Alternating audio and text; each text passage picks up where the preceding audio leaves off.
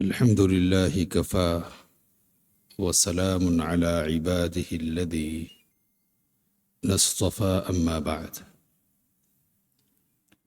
عن أنس بن مالك رضي الله عنه قال: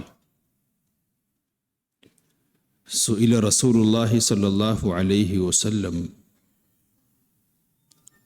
عن الخمر تتخذ خلا؟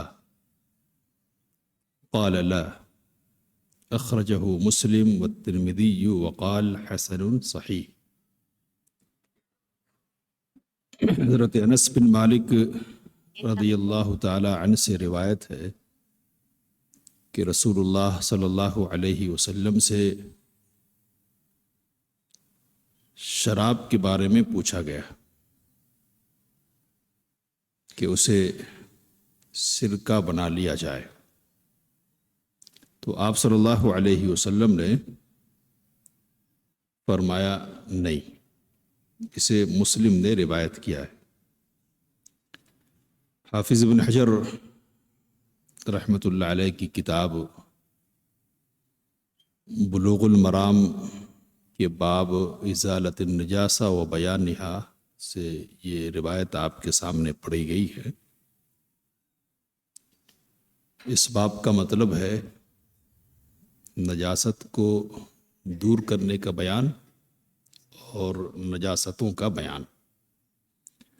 کون سی چیزیں نجس ہیں اور نجس چیز اگر کسی چیز کو لگ جائے تو پاک کرنے کا طریقہ کیا ہوگا، تو دو باتیں اس باب میں بیان کی گئی ہیں۔ نجاست کے لیے عربی میں عام طور پر خبث کا لفظ استعمال کرتے ہیں، یعنی نجاست حقیقی کے لیے وہ نجاست گندگی کی جس کا جسم ہوتا ہے اور جس سے ظاہری طور پر گندگی سامنے آتی ہے، اس کو خبث کہتے ہیں۔ نجاست کے سلسلے میں ایک اصولی بات یہ یاد رکھنے کی ہے کہ چیزوں میں اصل نجس ہونا نہیں ہے بلکہ اصل پاک ہونا ہے، یعنی ساری چیزیں اپنی جگہ پر پاک ہی سمجھی جائیں گی جب تک کہ شرعی طور پر کوئی دلیل ایسی نہ مل جائے کہ جس سے یہ پتہ چلے کہ یہ چیز نجس ہے، ناپاک ہے۔ تو اصل کوئی چیز ناپاک نہیں ہے بلکہ پاک ہے، جب تک کہ ناپاک ہونے کی دلیل نہ مل جائے۔ دوسری بات جو یاد رکھنے کی ہے وہ یہ کہ ایک ہے کسی چیز کا حرام ہونا اور ایک ہے کسی چیز کا نجس ہونا، دونوں آپس میں لازم و ملزوم نہیں ہے۔ ہر حرام چیز نجس ہو یہ ضروری نہیں ہے، لیکن ایک پہلو سے تلازم ہے، کیا ہے وہ کہ ہر نجس چیز حرام ہوگی، تو ہر حرام چیز نجس ہونا ضروری نہیں ہے، لیکن ہر نجس چیز کا حرام ہونا ضروری ہے۔ نجس ہے تو حرام، لیکن حرام ہے تو نجس ہو یہ ضروری نہیں ہے۔ تو یہ دو باتیں ذہن میں رکھیے، پھر انشاءاللہ حدیث پر غور کرتے ہیں۔ حدیث جو آپ کے سامنے پڑھی گئی ہے، حضرت انس بن مالک رضی اللہ تعالیٰ عنہ کہتے ہیں کہ رسول اللہ صلی اللہ علیہ وسلم سے پوچھا گیا شراب کے بارے میں کہ شراب کو سرکے میں تبدیل کر لیا جا سکتا ہے کیا؟ تو آپ نے کہا کہ نہیں۔ بات کو سمجھنے کے لیے یہ سمجھیے کہ شراب حرام نہیں ہوئی ابھی اور لوگ پی رہے ہیں تو کاروبار بھی ہو رہا ہے، بیچ بھی رہے ہیں۔ تو کچھ یتیم بچے تھے کہ کاروبار کے لیے حضرت ابو طلحہ کے زیر پرورش تھے وہ بچے، ان کی شراب رکھی ہوئی تھی، شراب کی حرمت نازل ہو گئی اور رسول اللہ صلی اللہ علیہ وسلم کی طرف سے اعلان کر دیا گیا کہ شراب اب نجس الا ان الخمر قد حرمت، اعلان ہو گیا۔ تو اب یہ بات ہے سامنے کہ اگر وہ یوں ہی ضائع کر دے شراب کو تو یہ جو یتیم بچے ہیں نا ان کا نقصان ہو جائے گا۔ تو اس پس منظر میں نبی اکرم صلی اللہ علیہ وسلم سے پوچھا گیا، تو اس کو ذہن میں رکھیں گے تو بات کی اہمیت سمجھ میں آئے گی کہ یتیم بچوں کی شراب ہے، حرمت نازل ہو گئی ہے، اب حرمت کی وجہ سے اب شراب کو کیا کر دینا ہے؟ ضائع کر رہا ہے۔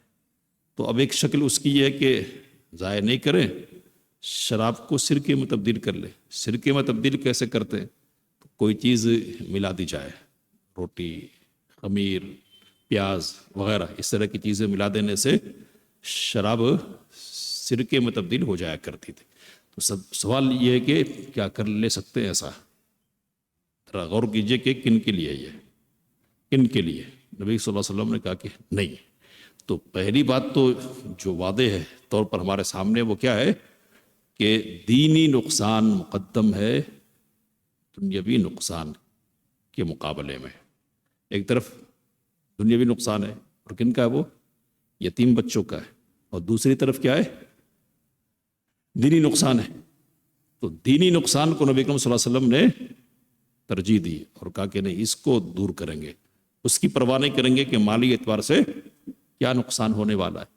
اب آپ یہ پوچھیں گے کہ شراب کو سرکے میں تبدیل کر لیں تو اس میں دینی نقصان کیا ہے؟ استعمال کر لیں گے نا۔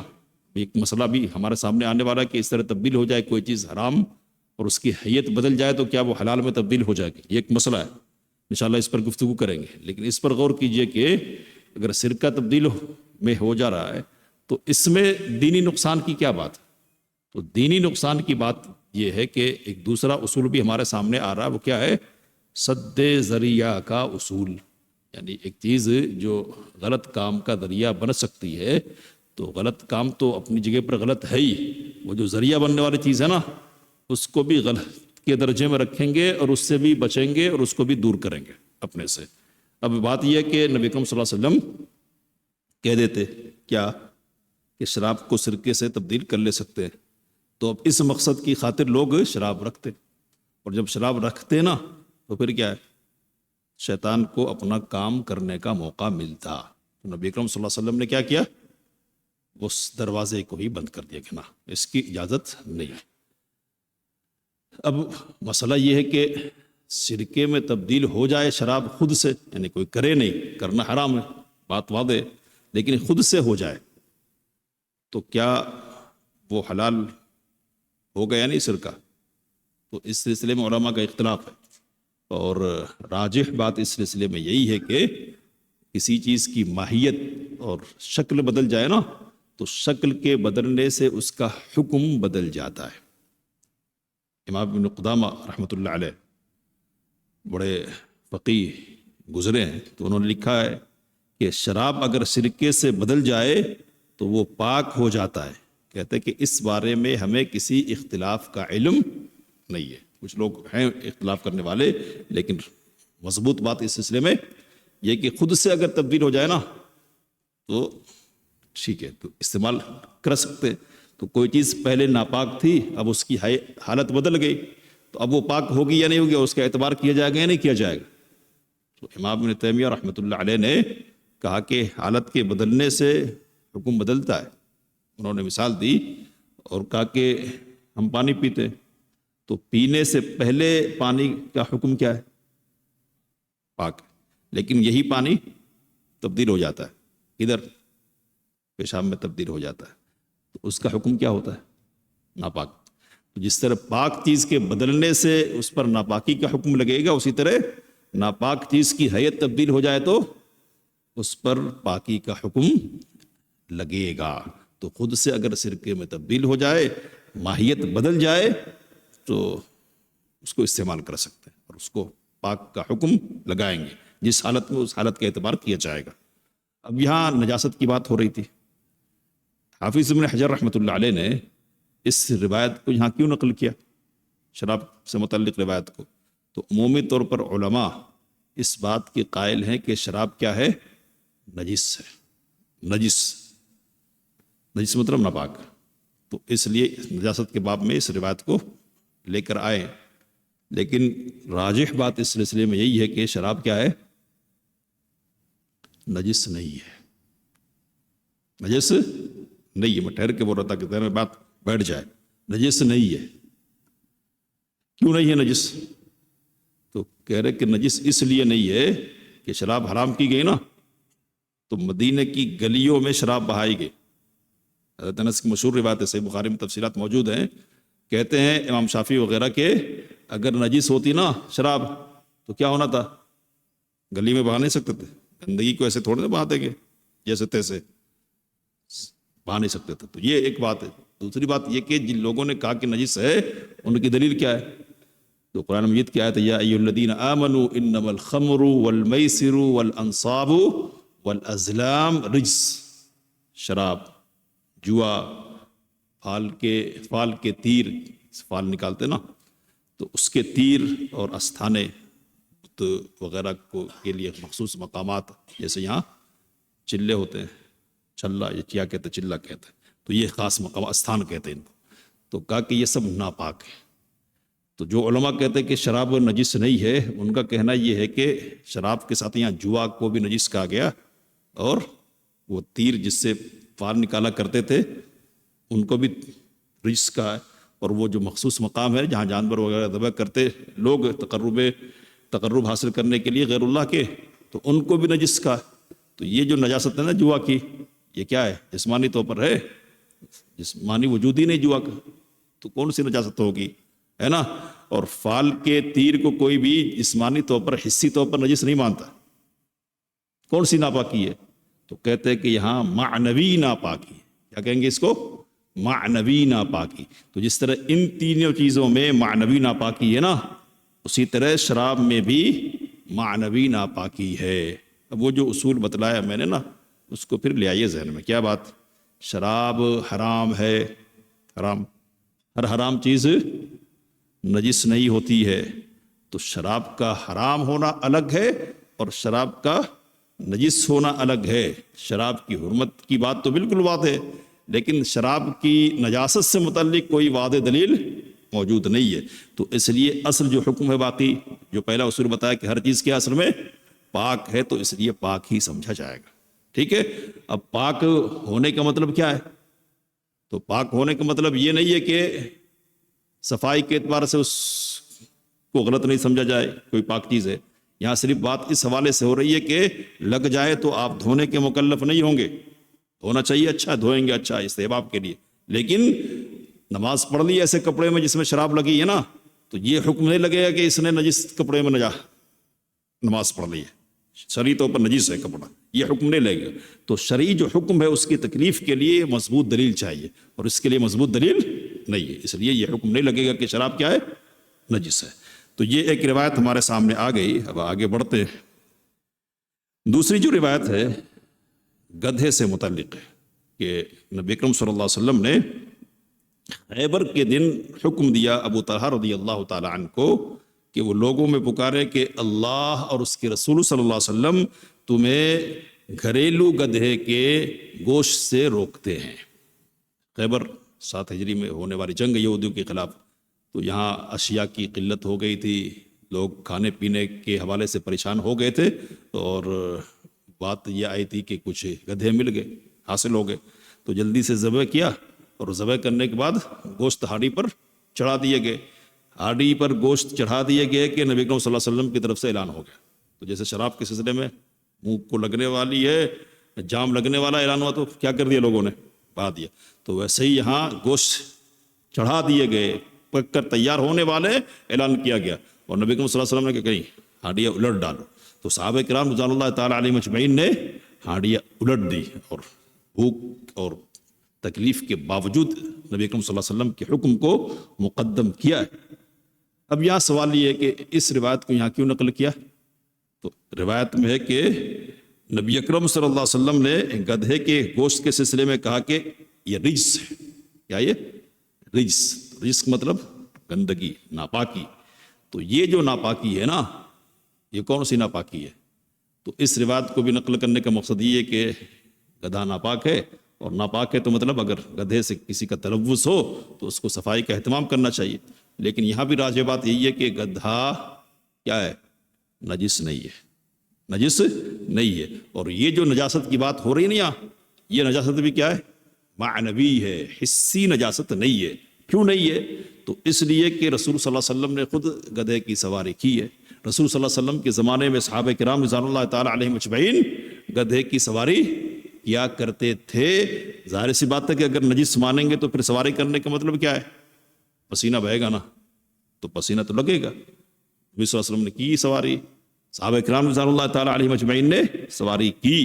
اور ایک بات جو موٹی ہے اس سلسلے میں کہ یہ ان جانوروں میں سے کہ جن سے احتراز مشقت بھرا عمل ہے۔ مشقت جہاں ہو وہاں شریعت کیا لاتی ہے؟ بات آئی ہمارے سامنے پہلے، جہاں مشقت ہو وہاں کیا ہوتا ہے؟ تو کہتے ہیں المشقت تجلب التیسیر، مشقت آسانی کو کھینچ لاتی ہے۔ تو یہاں بھی مشقت ہی ہے، بچنا کیا ہے؟ مشکل ہے۔ بلی کو کیا کر دیا؟ پاک کر دیا، کیوں؟ اس لیے کہ چکر لگانے والی ہے، تو اس سے بچنا آسان نہیں ہے۔ تو اسی طرح وہ تمام جانور کہ جن سے بچنا کیا ہے؟ مشقت بھرا عمل ہے۔ بوجھ ڈھوئیں گے، تلوث رہے گا، تعلق رہے گا، کہاں تک بچیں گے؟ تو اس لیے راجح بات یہی نظر آتی ہے گدھے کے سلسلے میں کہ گدھا بھی کیا ہے؟ ناپاک نہیں ہے، اور اس سے نجاست لازم نہیں آئے گی۔ ایک اور روایت پڑھ کے بات ختم کریں گے۔ حضرت عمرو بن خارجہ رضی اللہ تعالی عنہ کہتے ہیں کہ رسول صلی اللہ علیہ وسلم نے مینا میں حجۃ الوداع کے موقع پر خطبہ دیا، اور آپ صلی اللہ علیہ وسلم اپنی سواری پر تھے، یعنی اونٹنی پر تھے، اونٹنی پر تشریف لے گئے تھے نبی صلی اللہ علیہ وسلم۔ کہا کہ وَلُعَابُهَا يَسِيلُ عَلَى كَتِفَيَّ، اونٹنی کا لعاب میرے شانوں پر بہہ رہا تھا۔ تو نبی صلی اللہ علیہ وسلم خطبہ دے رہے ہیں اونٹنی پر کھڑے ہو کر، اور آپ صلی اللہ علیہ وسلم کی جو سواری ہے نا، اس سواری کے نیچے حضرت خارجہ ٹھہرے ہوئے اور لعاب ٹپک رہا ہے، شانے پر گر رہا ہے۔ کیا مقصد روایت کا؟ تو مقصد یہی ہے کہ اونٹنی کا اور اونٹ کا جو لعاب ہے وہ کیا ہے؟ پاک ہے۔ اگر ناپاک ہوتا تو کیا ہوتا؟ تو نبی صلی اللہ علیہ وسلم دیکھتے اور ٹوکتے نہیں، ایسا نہیں ہوتا۔ آپ صلی اللہ علیہ وسلم کہتے کہ جاؤ دھو، اس لیے کہ نجاست لگ گئی ہے۔ تو پتہ کیا چلا؟ لعاب اونٹ کا اور اونٹنی کا کیا ہے؟ پاک ہے۔ سارے ماکول اللحم جانوروں کا لعاب کیا ہے؟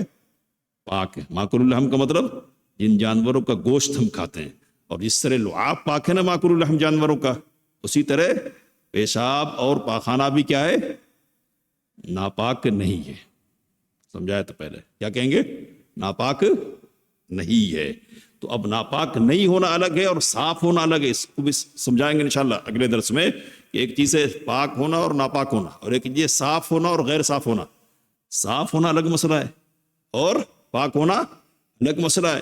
ایک چیز پاک ہو سکتی ہے، یعنی شرعی طور پر اس کے لیے نجاست کا حکم نہیں ہو، لیکن اس کا صاف ہونا ضروری نہیں ہے۔ انشاءاللہ اس پر گفتگو ہوگی، لیکن اشارے کے طور پر کہہ رہا ہوں کہ ناک سے اور ریٹ نکالتے ہیں، ناک سے کیا ہے؟ یہ تھوک نکالتے ہیں، ہے کیا یہ؟ پاک ہے یا ناپاک ہے؟ پاک ہے۔ ناپاک کہے گا کوئی؟ نہیں کہہ سکتی، ہو ہی نہیں سکتی بات۔ تو پاک ہے لیکن صاف ہے کیا؟ تھوک دے تو جیسے پانی لگ جائے نا تو کراہت محسوس ہوتی ہے؟ نہیں ہوتی، لیکن تھوک لگے تو کراہت محسوس ہوتی ہے۔ کس لیے ہوتی ہے؟ تو صاف نہیں ہے اس لیے۔ ناک لگ جائے کسی کی یا اپنی لگ جائے نا کپڑے میں تو کیا محسوس کرتے؟ کراہت محسوس کرتے نا۔ یہ جو کراہت محسوس کرنا یہ کس بنیاد پر ہے؟ عدم صفائی کی بنیاد پر، صاف نہیں ہونے کی بنیاد پر ہے۔ تو صاف ہونا الگ ہے اور پاک ہونا الگ ہے۔